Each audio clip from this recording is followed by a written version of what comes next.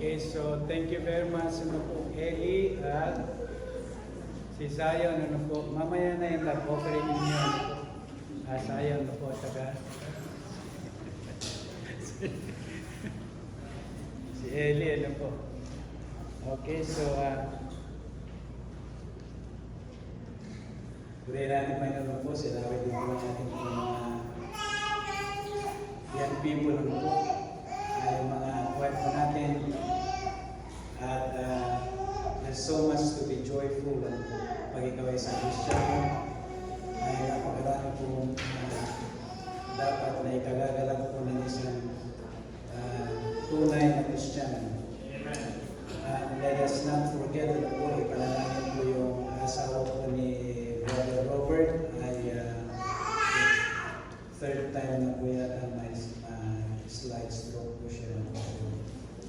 Kindly to remember yung asawa po ni Brother Robert, kasama po natin siya ngayon. Nakita niyo yung pinamahangkat dito ng lalaki po siya po yung si Brother Robert. Okay, so dahil dito po tayo dumako sa pag-aaral po sa ng ating Panginoon at na siya po yung pinaka-highlight ng panabahan po ng ating pong Panginoon. Usan po natin ating mga Biblia dito sa Ephesians chapter 4. Ephesians chapter 1, I'm sorry. Ephesians chapter 1. Tayo ito may lahat. I-dismiss na po natin kung mga bata ngayon. Meron po silang Sunday School. Ephesians chapter 1. Basahin po natin ang sabay-sabay sa verses 11 and 12. Verses 11 and 12. Begin. In whom also we have obtained an inheritance, being predestinated according to the purpose of Him who worketh all things after the counsel of His own will, that we should be to the praise of His glory, who first trusted in Christ. Tayo po manalangin. Panginoon, maraming salamat po ulit, Panginoon, sa umagang ito, araw na itinagda po ninyo upang magkatipon-tipon ang inyo pong mga anak, Panginoon, at sumamba sa inyo sa Espiritu at katotohanan, Panginoon. Panginoon, dalangin po namin ang asawa po ni Brother Robert, Panginoon. Kahabagan niyo po siya, Panginoon. At kung nanaisip po ninyo, sapagkat kayo po ay Diyos ng mirakulo, ibalik po ninyo sa Kanya, Panginoon, ang dating kalusugan po niya, Panginoon. Salamat po sa kaligtasan, Panginoon. Walang bayad, Panginoon. Wala ring sukat, Panginoon. Sapagkat kami po ay hindi karapat-dapat. Hindi rin kayo obligado, Panginoon, na iligtas po kami. Ngunit kayo po ay inalay ang inyong buhay sa krus ng Kalbaryo upang ang sino man na sumampalataya sa inyo ay hindi mapahamak sa impyerno kundi magkaroon ng buhay na walang hanggan. Palayan niyo po, Panginoon, ang pangaral po na inyong pumasat at kayo naman may taas na luwalhati. Bigyan po ninyo kami ng liwanag sa aming pong kaunawaan upang kami, Panginoon, ay mapuno po, mapuspos ng banal na Espiritu. Ito po aming dalangin sa matamis na pangalan ng aming Panginoon sa Kristo. Amen. Tayo po lang po lahat.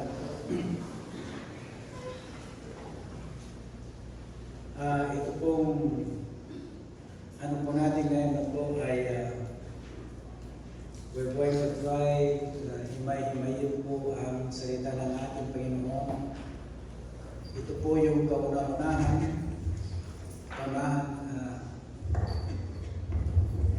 Ako po ay nag-preach dito po several times.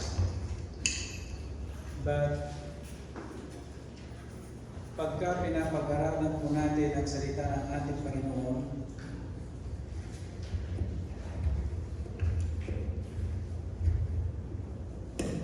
ay totoong napakayaman po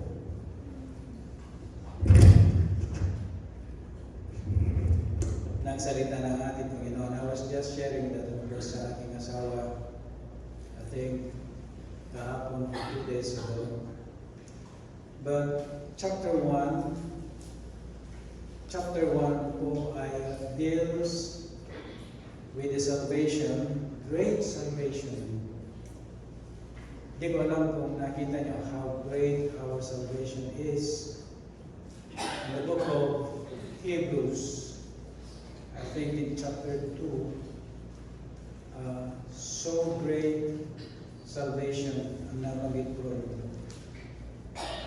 For example, dito po sa verse 1, sabi niya, Paul, an apostle of Jesus Christ, by the will of God, to the saints which are at Ephesus, and to the faithful in Christ Jesus.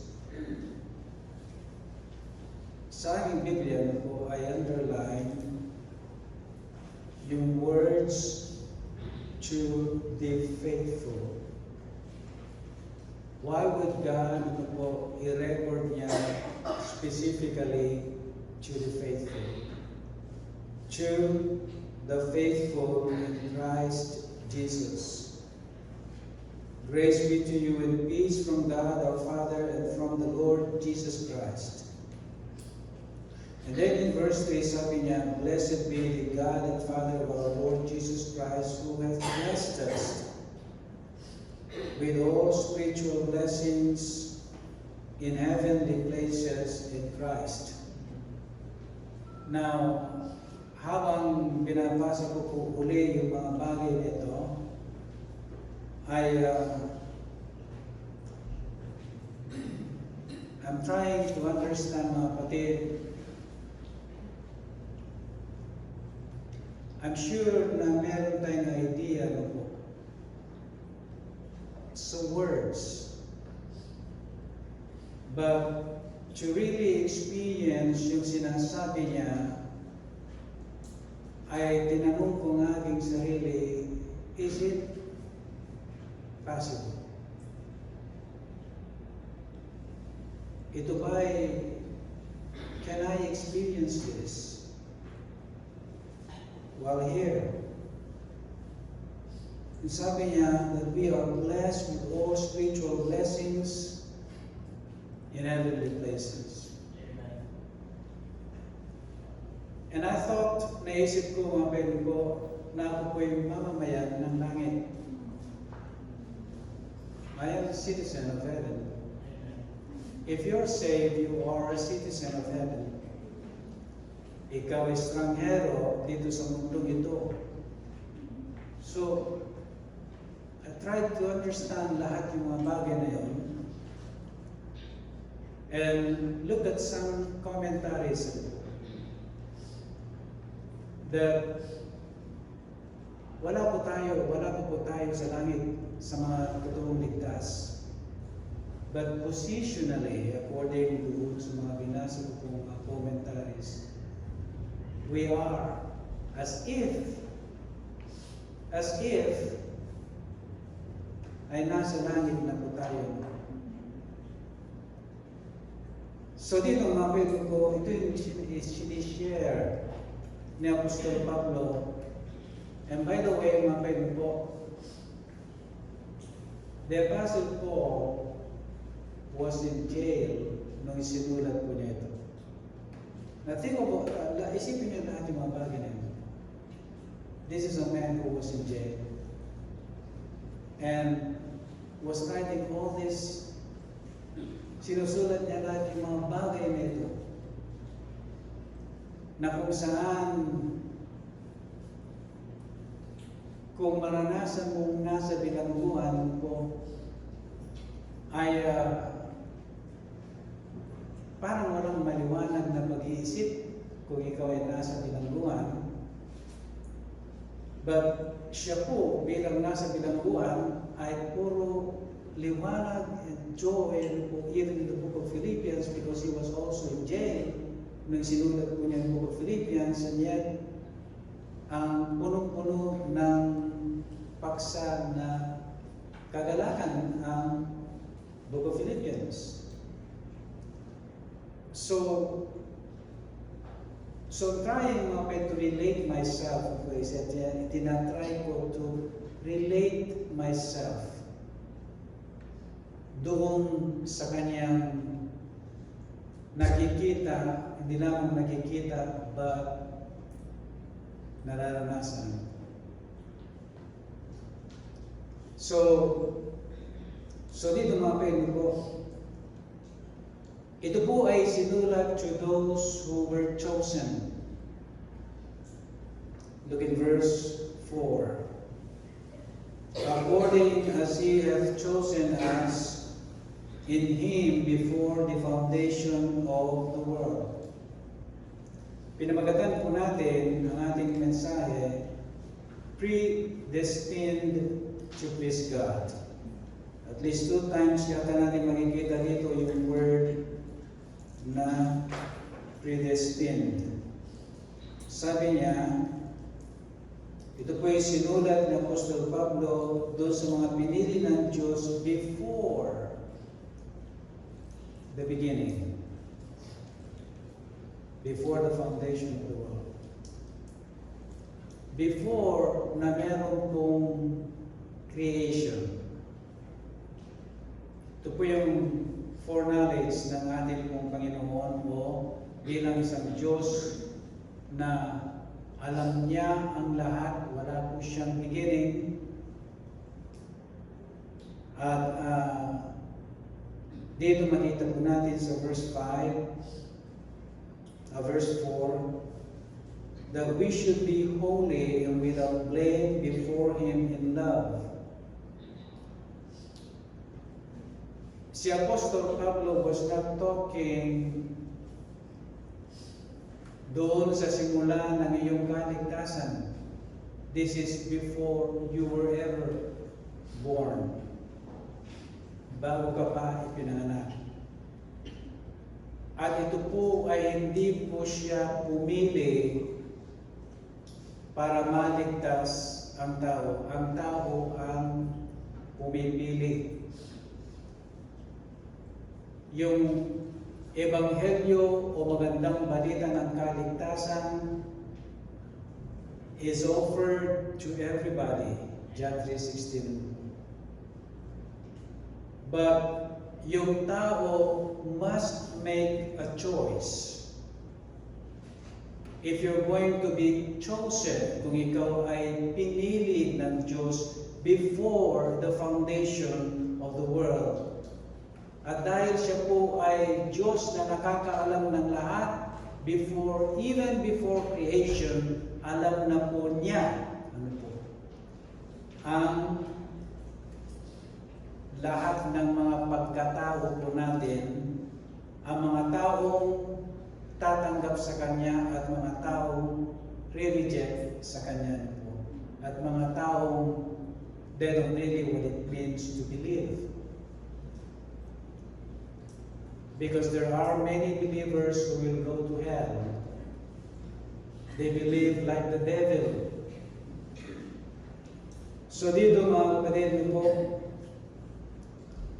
ito po yung paksa na tinatalakay ni Paul in chapter 1. In chapter 2, makikita po natin na si Apostol Pablo ay pinapaalalahanan po niya sila yung kanilang nakaraang buhay.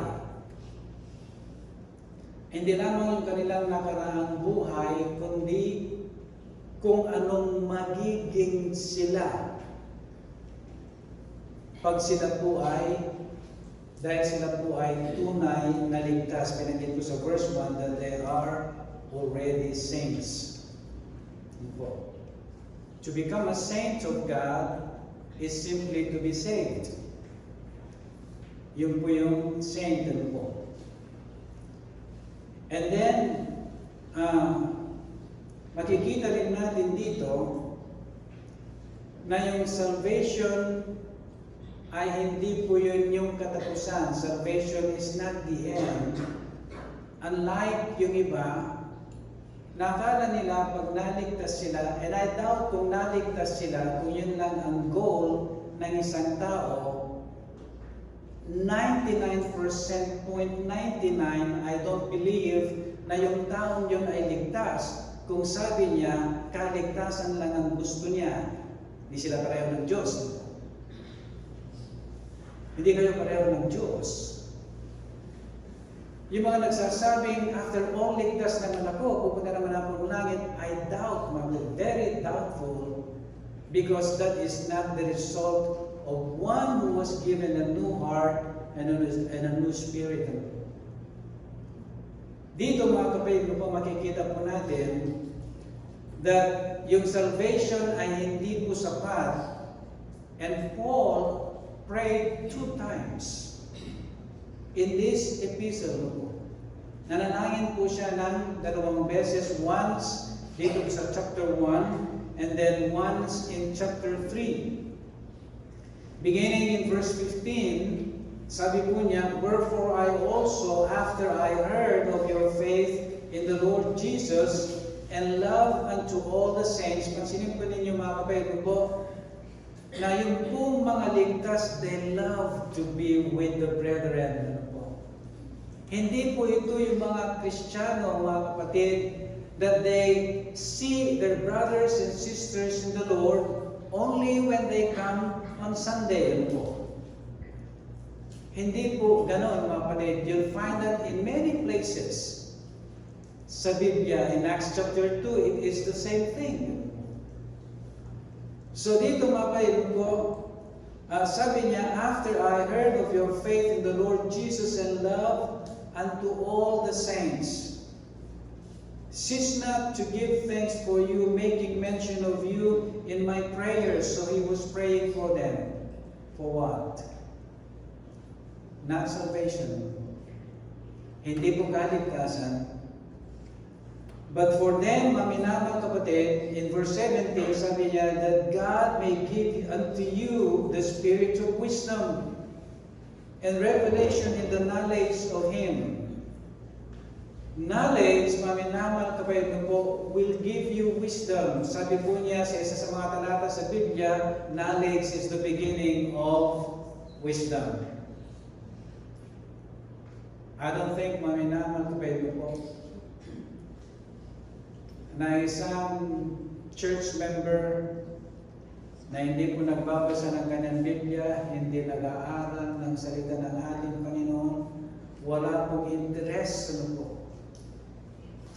na lumalim ang kanyang pagkakilala sa Diyos, ay magkakaroon ng knowledge, and therefore there is no wisdom.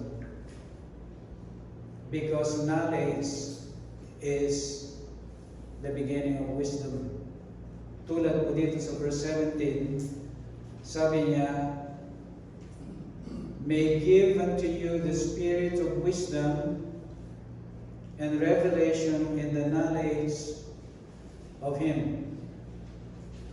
Without knowledge, you never have wisdom. You can have the wisdom of this world. Pwede kang magkaroon ng wisdom, but the wisdom of this world. And you will live like the world.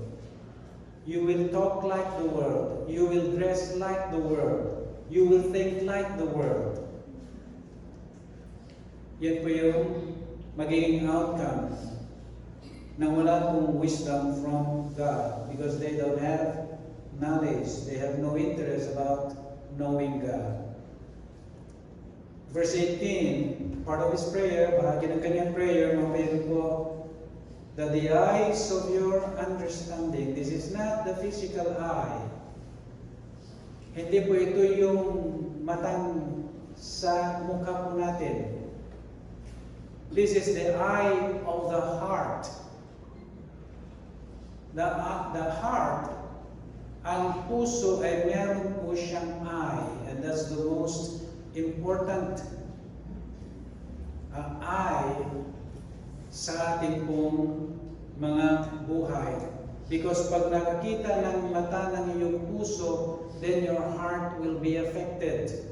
Makikita po niya in chapter 3. Deeply rooted and grounded in love. That's the eye of the heart. So dito makikita po natin that the eyes of your understanding being enlightened, that you may know what is the hope of His calling. Salvation is not the end. Hindi po yun nagtatapos. Do not satisfy yourself saying na ako ay ligtas. Because, mga minamahal kapatid, that is just the beginning of God's plan and purpose ng ating pong Panginoon sa buhay na isang naligtas. Pansinin po ninyo mga kapatid po,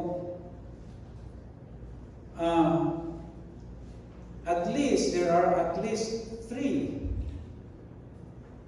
If a person is saved, pag ligtas ang isang tao, there are at least 3 na makikita po dito, pinakita ni Apostle Paul, and he was praying sa mga Ephesians for them to know. The first one is hope of their calling in verse 18. Second is, na mapapansin nyo, it all starts with what, not how. What is the hope of His calling, and what the riches of the glory of His inheritance in the saints, and what is the exceeding greatness of His power to us who believe. This is not easy believism. Who believe. Who believe. The Bible says, mga kaibigan, he that believeth in me, the works that I do, shall he do also. That is the definition of a believer. Very simple. He that believeth in me, the works that I do, shall he do also. Now, check if that's the kind of a believer. Tingnan po ninyo if that is,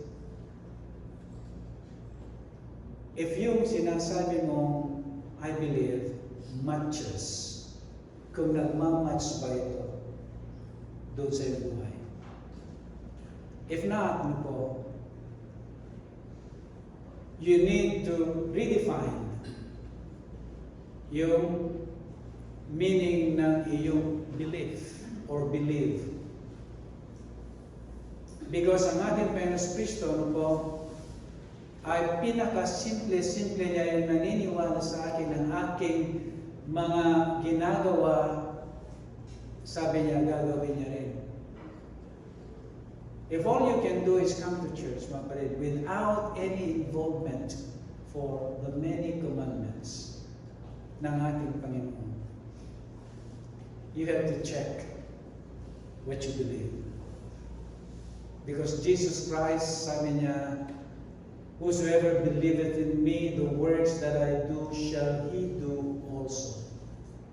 Simple. Simple, mga kapatid. If you have another definition or meaning ng believe or believing, mga kapatid ko,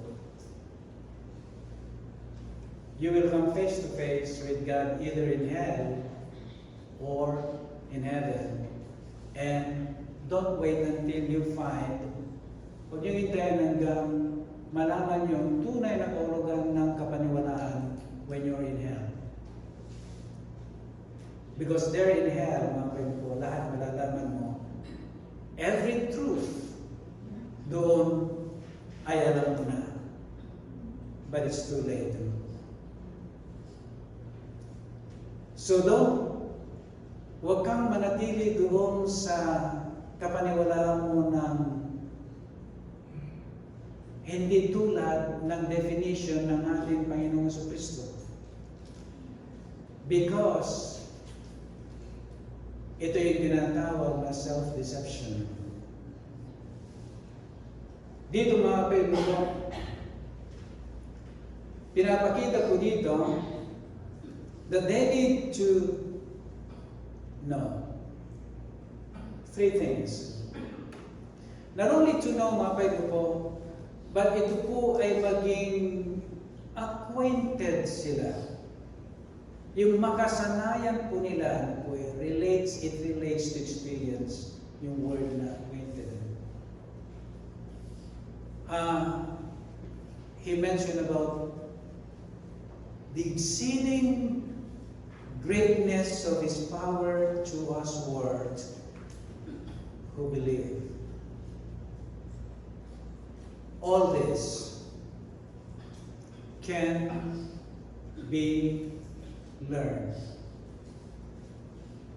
because that is His prayer. Lahat ito ay pwedeng malaman at pwedeng ma-experience. And I thought to myself, mga kaibigan ko, if this is true sa buhay ng isang Kristiyano, mga kaibigan ko, doon mo pa lang masasabi, who shall separate us from the love of God? Shall tribulation, persecution, hard life? Doon mo pa lang masasabi, mga kaibigan ko, but if not, maminaman kapatid, the true test of your faith when life becomes hard. Yun ang pinaka-test ng iyong kasampalatayanan, ano po, pagka dumadaan ka sa maraming problema. At dito, maminaman kapatid, I want you to know na yung hindi anak ng Diyos, He does not discipline. Hindi dinidisiplina ng Diyos ang hindi po niya anak. Can I come and discipline your child? No. The Bible says you have a father if you're not saved. Your father is not God. Your father is the devil. John 8:44. You are of your father the devil. So, hindi niya dinidisiplina ang kanyang anak because meron siyang father, the devil. But if you are a child of God, then didisiplinahin ka ng Diyos. Dito ang mga kapatid, makikita po natin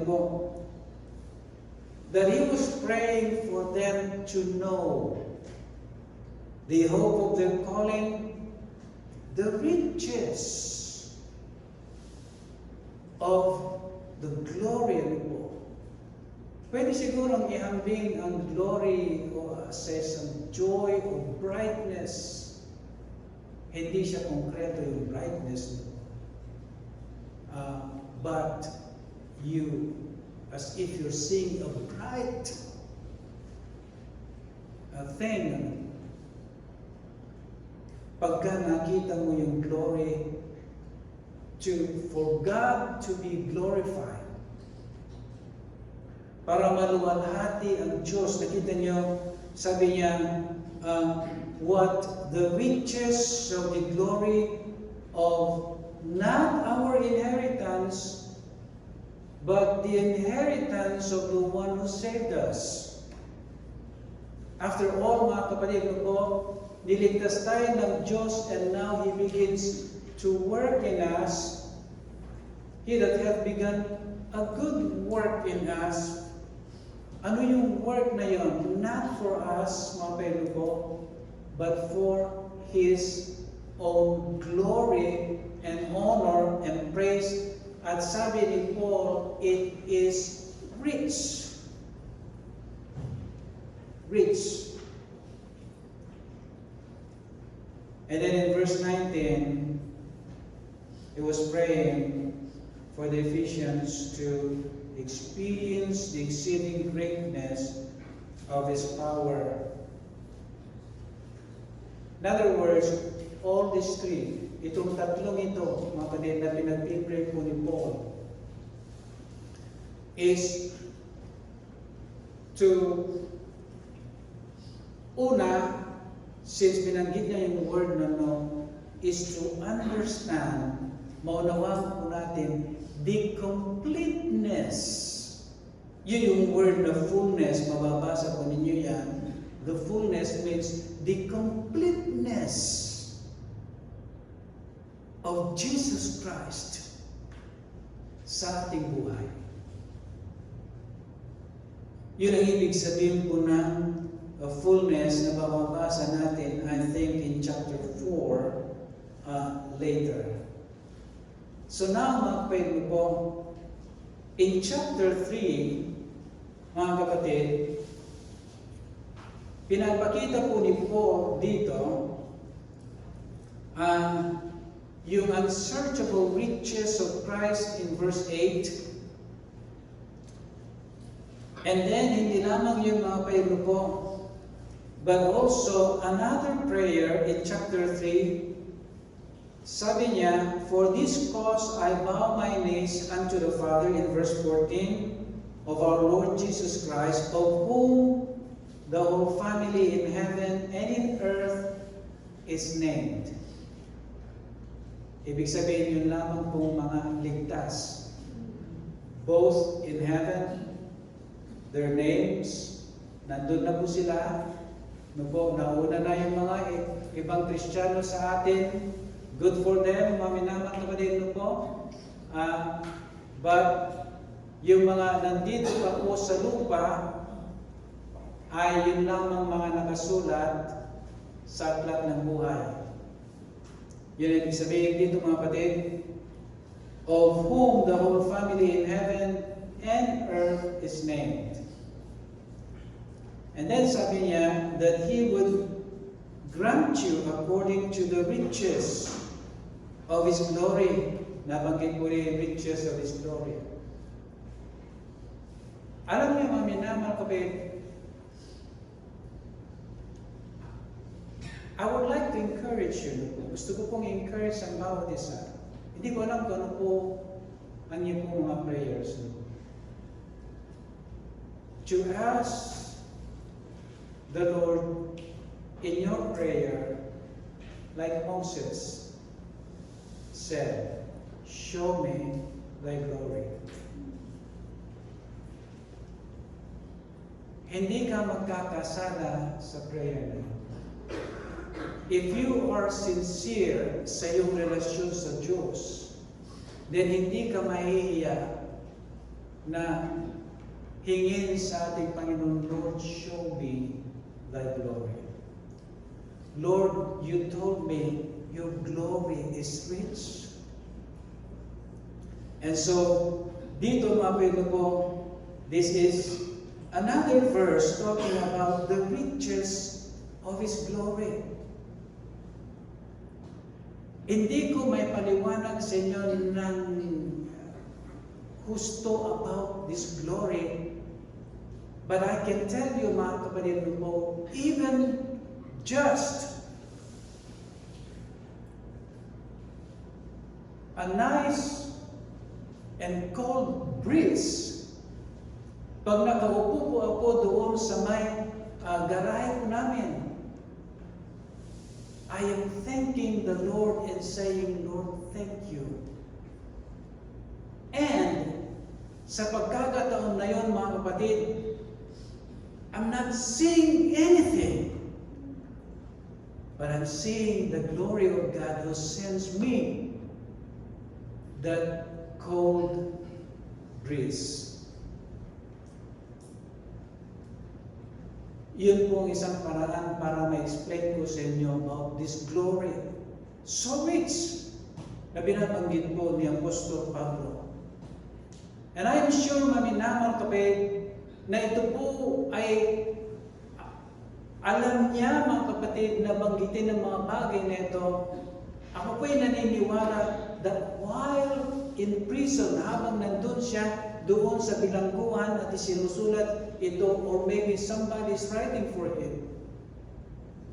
Mga kapatid ko, imagine a man in a jail and seeing the richness of the glory of God. You see what I mean? Only the eye of faith can see that. Yan lamang mata ng pananampalataya ang makakakita noon.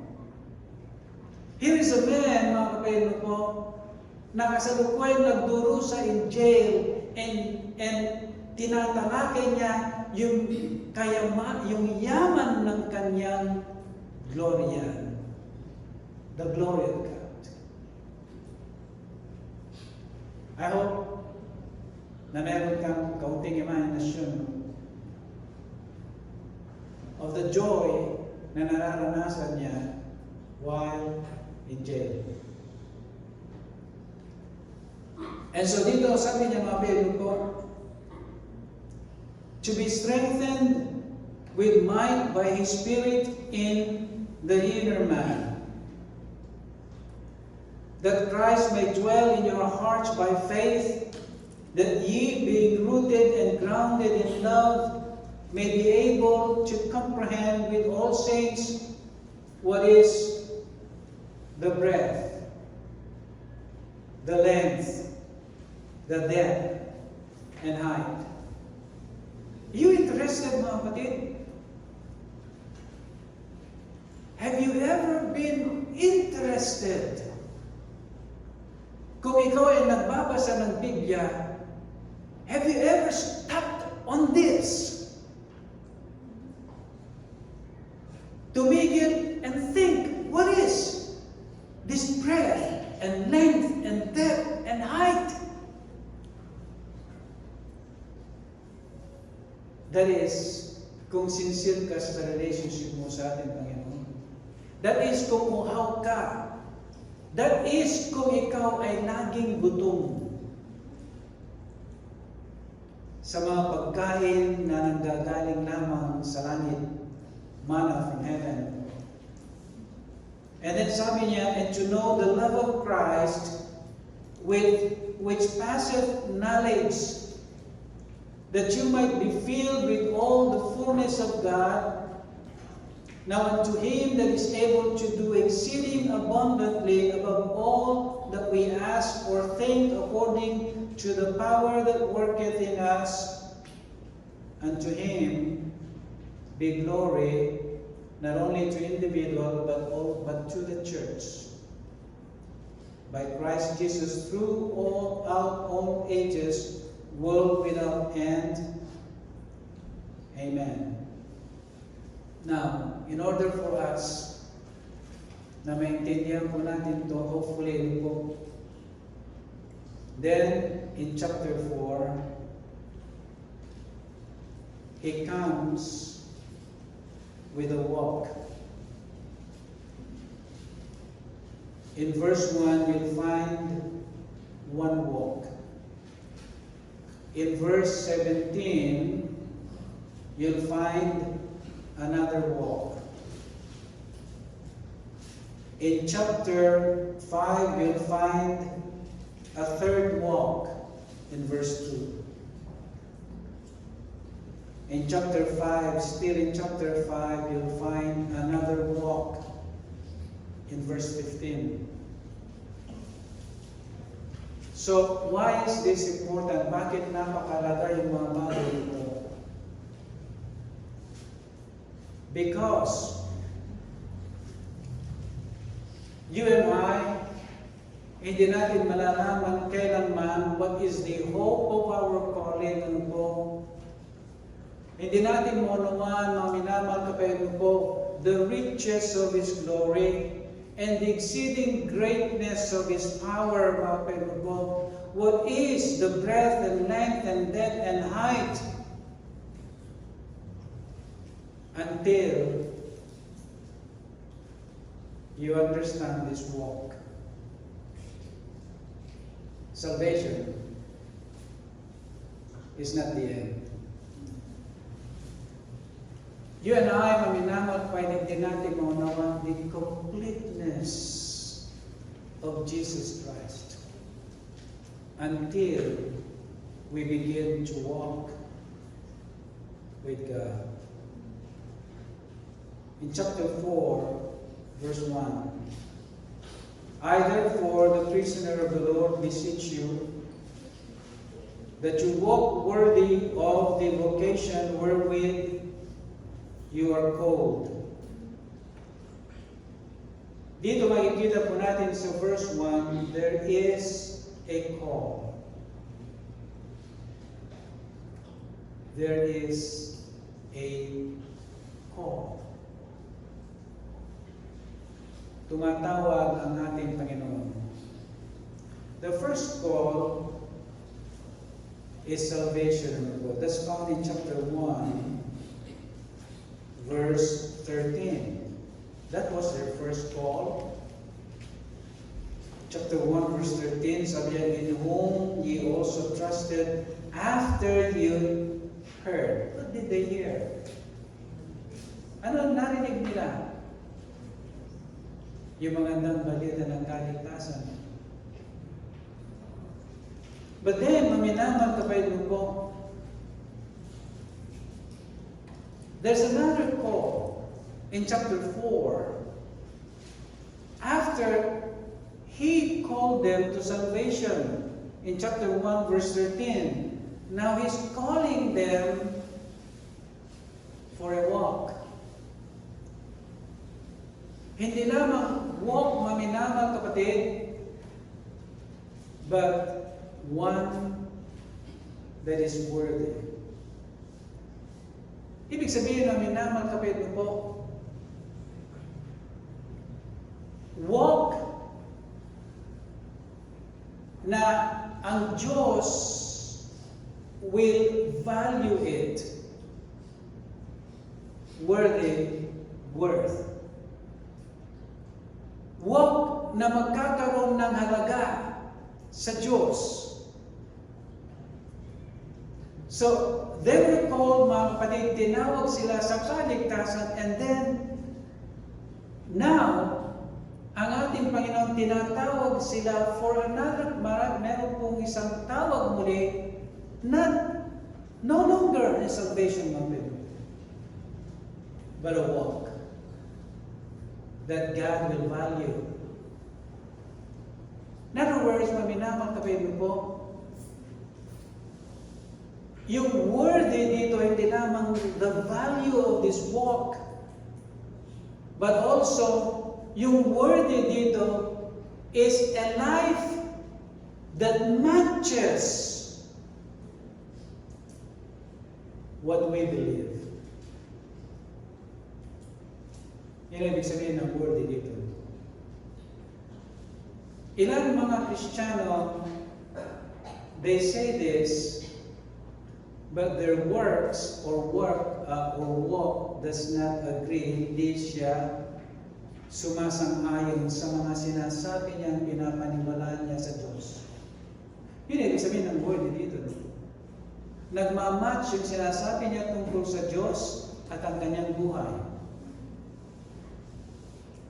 Not only the value of this walk, that is why, mga kapatid po, this is the kind of walk that God is going to be impressed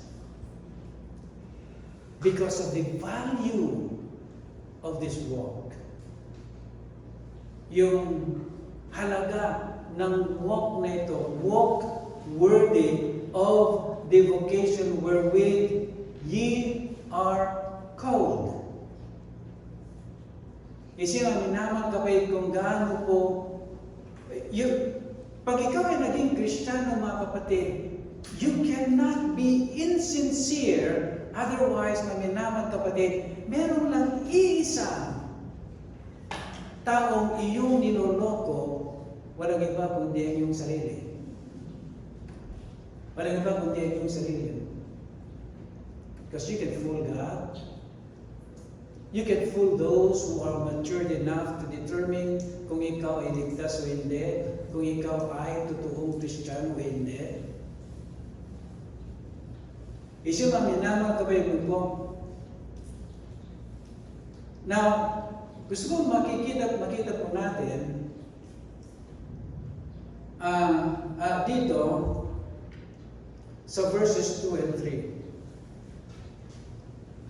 3. Hindi nagkulang si Paul upang ipaliwanag sa mga taga-Epeso, what is this worthy walk? Ano ba itong walking worthy po before God? Verses 2 and 3. Ito po yung substance nun. With all lowliness and meekness, with long suffering, forbearing one another in love, endeavoring to keep the unity of the Spirit in the bond of peace.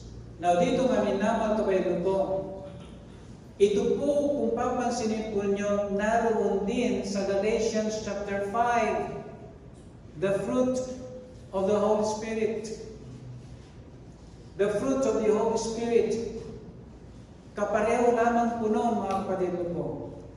And the one who will have the fruit of the Holy Spirit, mga kapatid, ay yun lamang naligtas na tulad po ng mga taga-Epeso. So dito, mga kapatid po, ito po yung tinatawag na predestined goal ng ating Panginoon. Kung hirap lang Tagalog ng predestined, the word, yung prefix na pre, ito po yung bago pa man ipanganak ang isang tao ay pinili na ng Diyos kasi kilala niya ang lahat na maliligtas at hindi maliligtas because doon sa kanilang pagkataon po, it was not the choice of God for you not to be saved, it's always your choice. Ano po? Yan ang ibig sabihin ng foreknowledge at predestination. Maging ang goal ng ating Panginoon, ito po yung predestined goal and purpose and will na nakita po natin dito mga kapatid sa chapter 1 kanina po, like for example in verse 5, having predestinated us unto the adoption of children by Jesus Christ to Himself according to the good pleasure of His will. Doon po kinuha yung title po, predestined to please God. Pleasure. Predestined to please God. So, dito habang pinapag-aralan natin po, I hope and trust that you are examining yourself if you have a life pleasing to God. Kung meron kang buhay po na nalulugod mo ang Diyos. Because ito po yung predestined goal ng ating Panginoon sa isang nagsasabing siya po ay ligtas. Now either you are fooling God whom you cannot fool or you're fooling yourself. Dahil dito makikita po natin mga Panginoon po, sabi niya, mga kapatid, ito po yung panawagan ng Diyos sa kanila na nagsisikap gawin ang mga bagay na ito because of its worth. Balik ka ulit sa worthy. Worthy speaks of worth, value. Kailan nagkaroon sa iyo ng value about the spiritual activities ng church? Kailan?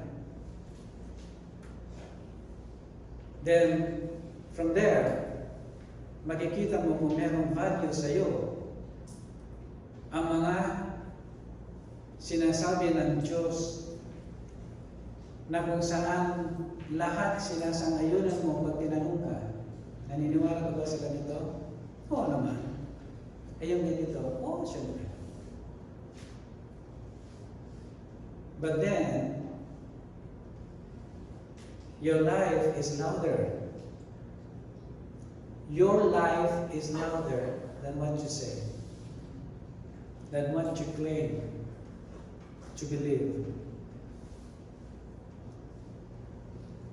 So dito ang minamat ko kayo po, this is the calling of God for them to strive working. Look at verse 3. Nakita niyo yung endeavoring, the word endeavoring is strive. to keep the unity of the Spirit in the bond of peace. The Spirit of God has but one purpose. Ang Espiritu ng Diyos, nabanggit po dyan Spirit, ano po yung verse 3? Meron siyang nag-iisang layunin after you get saved. Look at verse 13. Till we all come in the unity of the faith and of the knowledge of the Son of God, unto a perfect man or a mature man, unto the measure of the stature of the fullness of Christ. Or yung word na fullness is the completeness of your understanding about this great Savior. The completeness ng iyong pangunawa sa ating Diyos at tagapagligtas. That's the one goal ng ating Panginoon.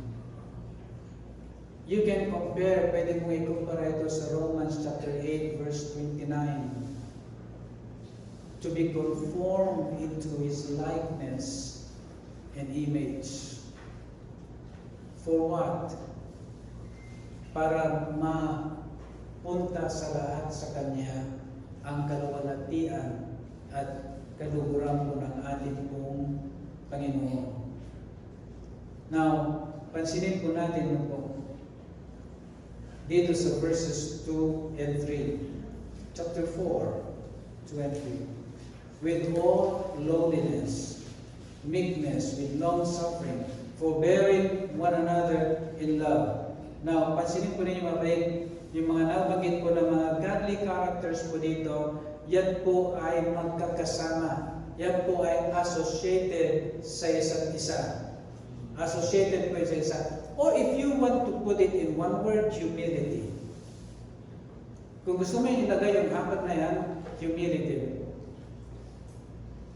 Now, dito, minamahal kapatid po, I want you to see, minamahal kapatid, ito po yung kasagutan or explanation doon sa verse 18 ng chapter 3. May be able to comprehend with all saints what is the breadth and length and depth and height, and to know the love of Christ which passeth knowledge.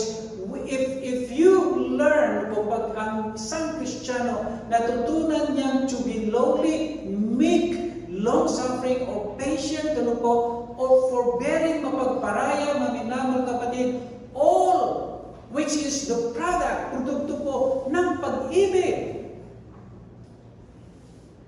Then, you begin to understand, mga kapatid na po, then you begin to understand the breadth and length and depth and height and the love of God that passes understanding. It's all in there. Nandun lahat, mga kapatid na po. Hindi tayo iniwan ng Diyos, mga kapatid na po, na nababakasakaling unawain ang Kanyang salita. The Scripture, mga kapatid, kadalasan po, interprets itself. Siya rin yung nagpapaliwanag ng sarili niya. If you're looking, maminamal kapatid, the meaning of the breadth, length, and depth, and height, mga kapatid po, ay nandito po sa mga godly characters na that God is calling you to strive and practice in your life. That's the breadth. That's the length. That's the depth. That's the height.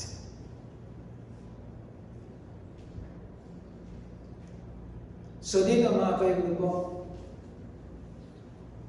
pride has no place for this worldly walk. The opposite of lowliness, meekness, long-suffering, forbearance is pride. Pride divides, not unites. Hindi natin pinag-uusapan dito, mga kapatid, Yung showy na pride, yung mapagpakita, maganda nga yung damit, o kaya ganda ng bahay, sasakyan, mga ganun po. We're not talking about that, mga kapatid. Simply pride, mga kapatid po. What is the fruit of pride? Disobedience. By the way, God po, described those people who are disobedient as rebellious. And the root of being rebellious, mga kapatid, the root of being disobedient is pride. Pride. Pride divides, not unite. Nakita ninyo, mga kapatid, sa verse 3, to keep the unity. Only these characters, mga kapatid. Only humility. One Christian who has learned the humility of the Lord Jesus Christ. Makikita po natin dito, mga kapatid. Sa chapter 4, lahat po yan. For example, beginning in verse 8, wherefore he saith, when he ascended up on high, he led captivity captive, and gave gifts unto men. Now that he ascended, what is it but that he also descended first into the lower parts of the earth? He that descended is the same also that ascended up from above all heavens, that he might fill all things. Alam niyo po, sinasabi ng ating Panginoon dito, mga kapatid, ni Apostle Paul, that's the same thing he said in Philippians chapter 2. Comparing scriptures to scriptures, makikita mo yung tamang pangunawa, mga Bible po, because in Philippians, just the next book, ano po, Philippians chapter 2, makikita po natin dito, sabi niya, in verse 5, let this mind be in you, which was also in Christ Jesus, who being in the form of God, thought it not robbery to be equal with God, but made himself of no reputation, and took upon him the form of a servant, and was made in the likeness of man. And being found in fashion as a man, he humbled himself, and became obedient unto the death, even the death of the cross. It is the same. Yung sinasabi niya sa chapter 4 ng Ephesians, mga kapatid, it is the same, mga minamahal kapatid, nung sinasabi niya sa John chapter 1, and the Word became flesh, the one that descended. That's the Lord Jesus Christ. Diyos na nagkatawang tao. That's one of the humblest that Jesus Christ did. Amen. Who being in the form of God became man. One of the humblest. But the humblest, mga kapatid, na ginawa ng ating Panginoon Kristo is to descend into the lower parts of the earth. Look back in chapter 4. Sabi niya, in verse 9, now that he ascended, that is his resurrection. What is it? But he also descended first, that is when he became man. Not only when he became man, mga Panginoon, but first into the lower parts of the earth. The humblest na ginawa ng ating Panginoon, mga kapatid, sa kabila ng pagiging Diyos po niya, mga kapatid po, He allowed Himself to be buried under the earth. The very earth that He created. That's the lower parts. He was buried. And then, what happened after 3 days? Let me ask each one of you about this, including myself. If you see one, pag nakakita ka ngayon ng isang patay biglang bumangon, what do you think? Nasanay lang tayo, mga kapatid, na nababasa natin, Jesus Christ rose from the dead. No effect. sa ating mga buhay. No effect sa ating mga puso. But if you were there, mga minamahal kapatid, when Lazarus rose from the dead, hindi ko ma-imagine kung anong magiging reaction mo, facial expression mo, mga kapatid. But one thing I'm sure, isang nasisiguro ko, mga kapatid ko, you will see the exceeding greatness of His power. Yun ang sinasabi niya sa chapter 1. The exceeding greatness of His power. That resurrection, mga kapatid ko, nasanay lang tayong binabasa, He rose from the dead. Yung ganun po. But if you were there, mga minamahal kapatid ko, nakita mong bumangon si Lazarus, there's one thing na masisiguro ko sa iyo. What an exceeding power. Yan yung sinasabi in chapter 1, verse 19. What is the exceeding greatness? Now, how does that relate sa atin? How does that relate sa ating mga kapatid para maunawa po natin ang pinag-uusapan po natin dito? Chapter 2, verse 1, you were dead and you were resurrected to life. Hindi ko alam mga kapatid, kung maunawaan mo ito mga kapatid, your life will be affected. Pag maunawaan mo, pag hindi mo maunawaan mga minamahal kapatid po, you are not going to be affected. And therefore, mga minamahal kapatid po, you're going to live like you're still living in the past, because in chapter 2, he was talking about their past, and now, here, ito na sila ngayon. Amen. You are resurrected. And did you see in chapter 1, verse 19, exceeding great power and a resurrected life that you and I, nung naligtas po tayo, you were dead in chapter 2, verse 1, you were dead, and you have been saved, you have been given life, you were resurrected in Romans chapter 6. Take a look in Romans chapter 6, mga kapatid ko. Pansin ko niyo in Romans chapter 6. Now may connect ninyo ito mga kapatid ko. I was praying to the Lord na maunawa po ninyo of these connections mga kapatid ko. Sabi niya, Romans chapter 6 verse 3, know ye not that so many of us were baptized into Jesus Christ, were baptized into His death, therefore we are buried in Him by baptism into death, that like as Christ was raised from the dead by the glory of the Father, even so we also should walk in newness of life. Mga minamahal kapatid, this is a picture of the exceeding greatness of the power of God nung naligtas ka, because you have the picture of a resurrected life. Now, he was talking about walk in newness of life. That is the exceeding greatness of the power of your salvation, mga kapatid. I remember Lazarus, when he rose from the dead, he walked towards the Savior. Here, verse 4, walk in newness of life. I don't know, mga kapatid, kung makita mo yun as power.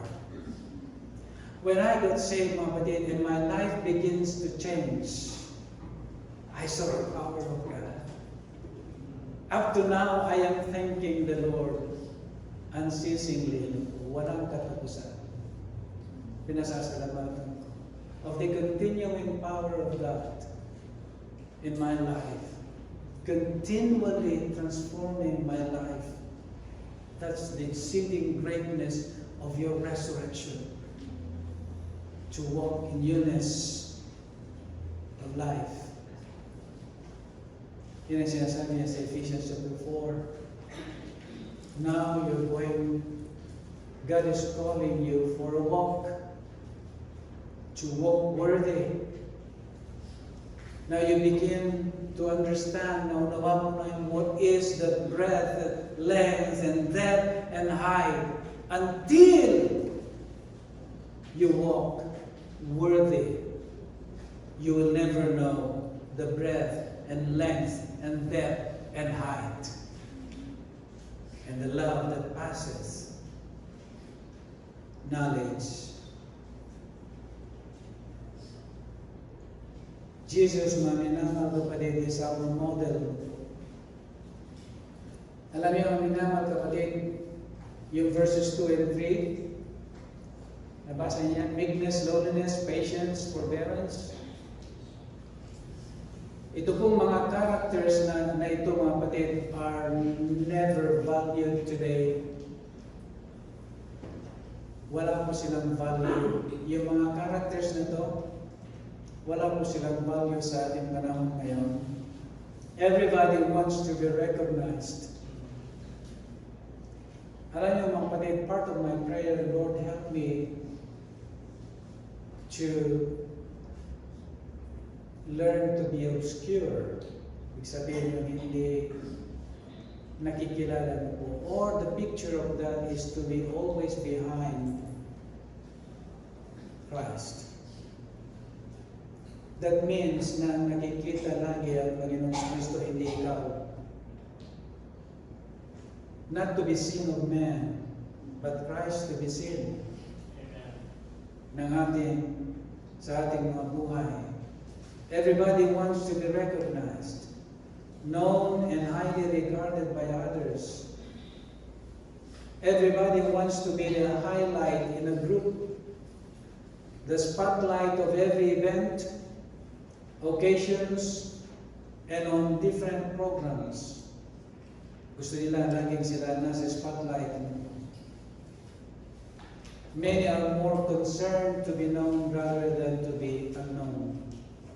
Mas marami yung gustong makilala kaysa yung to be unknown. Now, maminamal ka ba yun po? This ought to be our past, not the present. Dapat ito yung ating nakaraan, not the present. Because chapter 2 tells us who we are in the past, mga kapatid ko. Sabi in verse 2, chapter 2, where in time past you walked according to the course of this world, according to the prince of the power of the air, the spirit that now worketh in the children of disobedience, among whom also we all had our conversation or lifestyle, if you will, your conversation in times past, in the lust of our flesh, fulfilling the desires of the flesh and of the mind, and were by nature the children of wrath, even as others. That yung pamumuhay ng isang unbeliever, mga kapatid, should be our past, not the present. If that is still your life, mga kapatid, walang pinagbago ang iyong buhay, ito pong chapter 2 is not for you. Chapter 2 is not for you. Verse 11, sabi niya, wherefore remember that ye being in time past. Yung past natin, maminamal kapatid ko,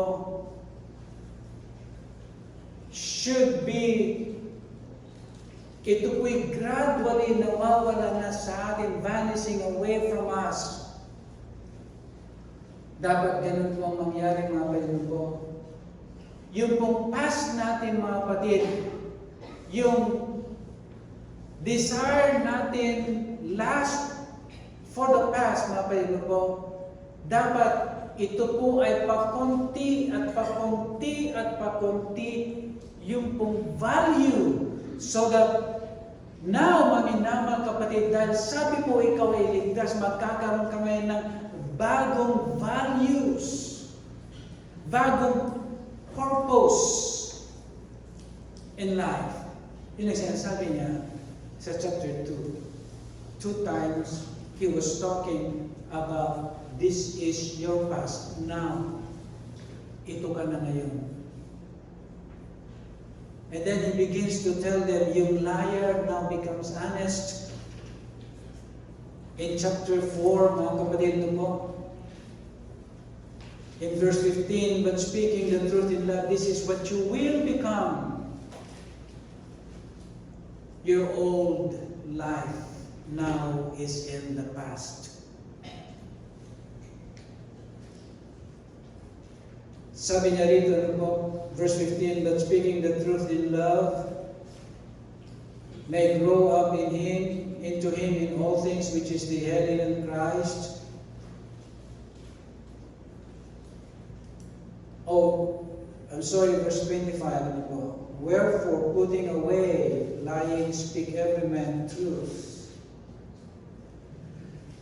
And then in verse 26, you begin to be angry but controlled. You know how to reconcile. You know how to forgive in verse 26.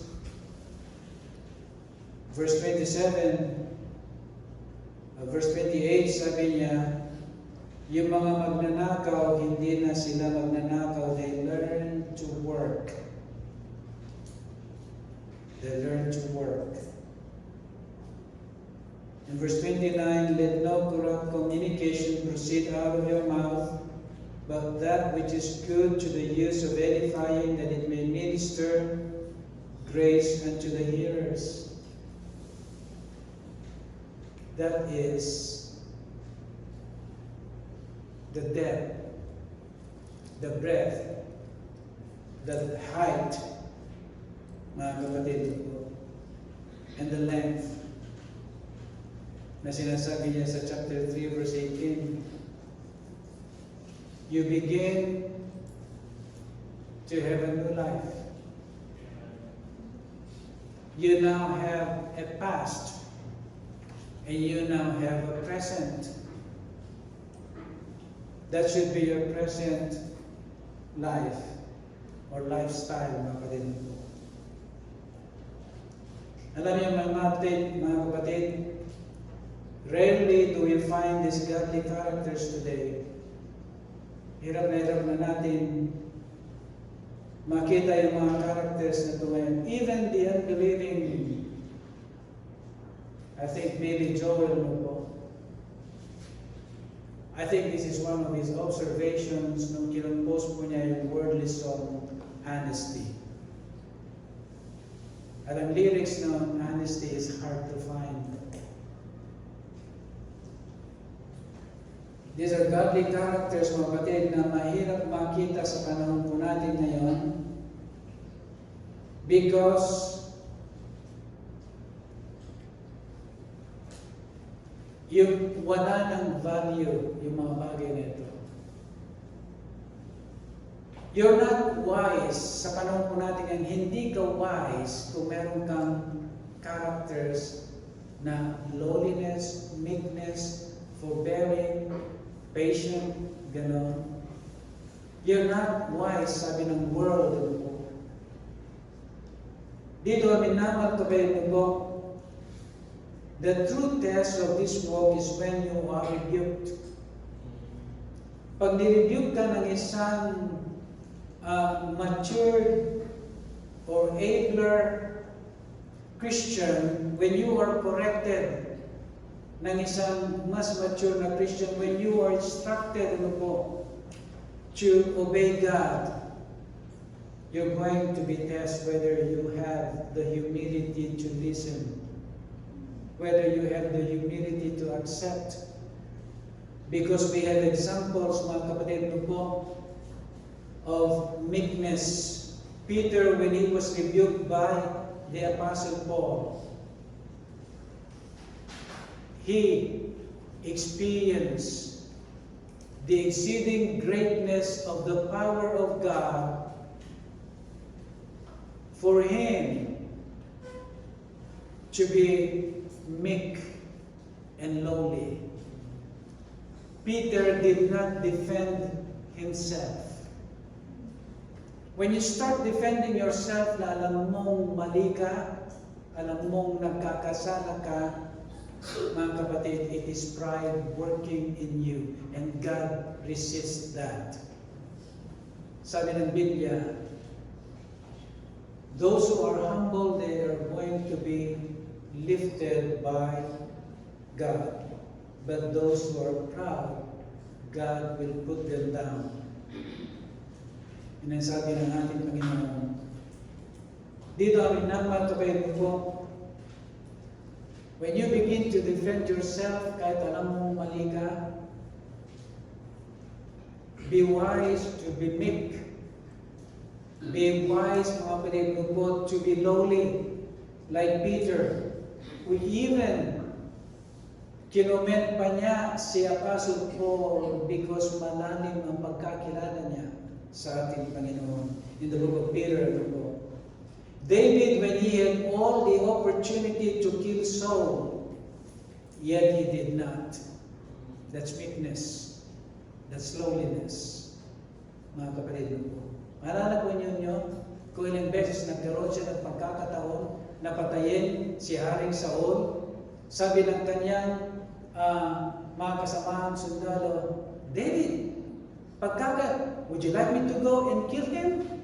Gusto mo bang pugutan mo na ng ulo ngayon? Sabi ni David, wow, do not touch the Lord's anointed. That's meekness. Let me tell you about meekness a little bit, mga kapatid. Meekness. Meekness, mga kapatid po, is not necessarily yung lagi kang nagpaparaya or not necessarily ay laging yung hindi ka na nag-iimik kahit na nakikita mong mali yung tao. That's not meekness. Because meekness, mga kapatid po, if you choose not to reprove, if you choose not to correct somebody, mga kapatid, alam mong kasalanan ng kanyang ginagawa, that's not meekness. Just because ikaw ay nanahimik, isip mo ikaw ay meek. Jesus Christ Himself, mga kapatid, pinagtutumba niya yung mga maling gawa ng mga tao. He rebuked them, mga kapatid. Woe unto you, Pharisees. That's meekness. Make no mistake, mga kapatid, yung meaning ng meekness, na para bagang ang meekness ay lagi kang tahimik, huwag kang makikialam, ganon. That's not meekness. When you defend the truth, that's meekness. When you defend yourself, na meron kang ginagawang kasalanan, that's pride. Naunawan po natin, mga kapatid, kailangan unawain niya yung totoong meekness. Because Jesus Christ is eternal and meek. Yung mga characters, attributes ng ating Panginoon, they're all eternal, mga kapatid po. Loving, meek, lowly, humble. And yet He did that, mga kapatid po, rebuking people for violating the truth. Angry for violating the truth. That's meekness. Remember, you can be angry. That's righteous indignation. So dito ang minamahal kapatid po. Be wise, mga minamahal kapatid, and to be meek, lowly, patient, forbearing, sabi niya sa verse 2, to keep the unity of the Spirit, not only at home, between husbands and wife, between parents and children, but sabi niya, to the church. To the church. Lahat po na nababasa niya sa verse 4 and 5, yung mga 1, refers to unity. Oneness. Unity. So dito ang minamahal kapatid ko, the call of God to walk worthy is a call to see. Paano natin ito, mga kapatid?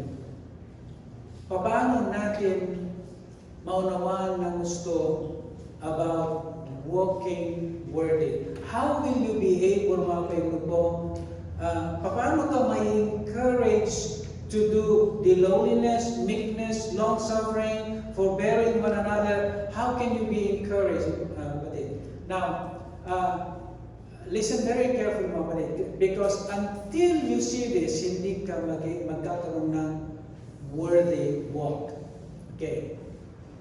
Consider, mga kapatid po, until you see your unworthiness, you will never have a worthy walk. Verse 1. Beseech you that you walk worthy. Until you see your unworthiness sa ating Panginoon, you will never be lowly. You will never be meek. You will never be long-suffering. You will never be forbearing. Until you see, mga kapatid, your unworthiness before God.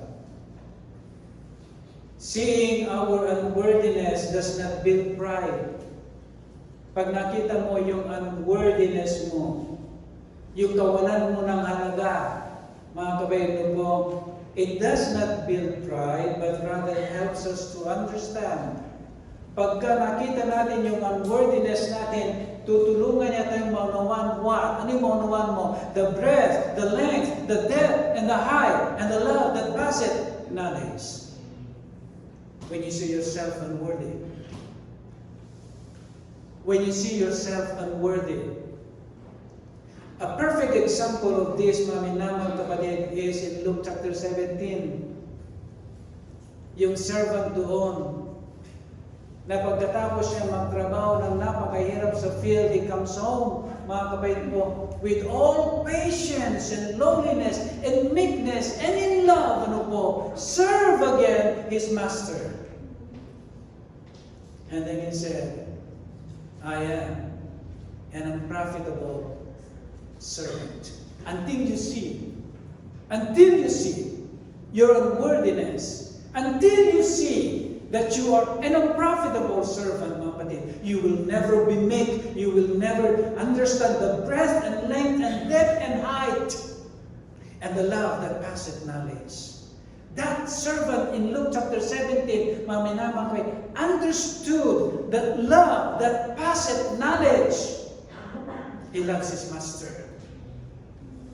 Kahit na pagod siya, he loves his master. That's the love that passeth knowledge. Kasi mga minamahal ko, the world will hate you for being humble. The world will hate you for being patient. The world will hate you for being at peace, for having a peace-loving spirit. Look in verse 3. Sabi niya, endeavoring to keep the unity of the Spirit in the bond of peace. The bond of peace is having peace-loving spirit. Blessed are those that are peacemakers. Jesus Christ said in chapter 5. So dito ang minamahal kapatid ko, it builds you, when you, pag naunawaan mo mga kapatid ko, naunawaan mo yung call ng Panginoon to walk worthy will build you no reputation. You know why? Because that's what it says. The humility of Jesus Christ in Philippians chapter 2, made of no reputation. That should be, yun dapat tayo nag-i-strive not to be recognized, not to seek for recognition. Even our church, never take pride of our church. Mga kapatid, that is why I warn you, mga minamahal kapatid ko, to be posting doon sa natin, except yung ating online, baka po gamitin ng ating Panginoon. So dito ang minamahal kapatid ko, pansinin po natin to, lastly mga kapatid ko, in verse 1. I, therefore, verse 1, the prisoner of the Lord. How many of you are familiar, ilan sa inyo mga kayo familiar, yung prisoners of war? Ilan sa inyo? Pag ikaw ay naging prisoner of war, You become a captive, magiging captive ka ng iyong captor. So magiging, di ko alam kung nanonood kayo mga pwede po about World War II. What happened to the Jews? 6 million Jews. They were in the concentration camp. Wala silang will of their own. Wala silang karapatan whatsoever. Whatever they command them to do, in the middle of winter, napakalamig mga kapatid, below zero, mamina mga kapatid, take off your clothes and walk. Wala silang will. That's the idea. Nung sinabi ni Paul, I am a prisoner of Jesus Christ. I'm a prisoner, not of war, but a prisoner, maminaman kapatid mo. Having no will, wala siyang karapatan sa anumang mga karapatan niya. Wala siyang karapatan. That is the idea when he said, that's the only time, maminaman kapatid mo, when you recognize yourself as unworthy, then you begin to walk worthy. Panginoon, maraming salamat po, Panginoon, sa mensahe na nalabugin niyo sa amin. Habang nakapikit ang ating mga mata, mga minamahal kapatid,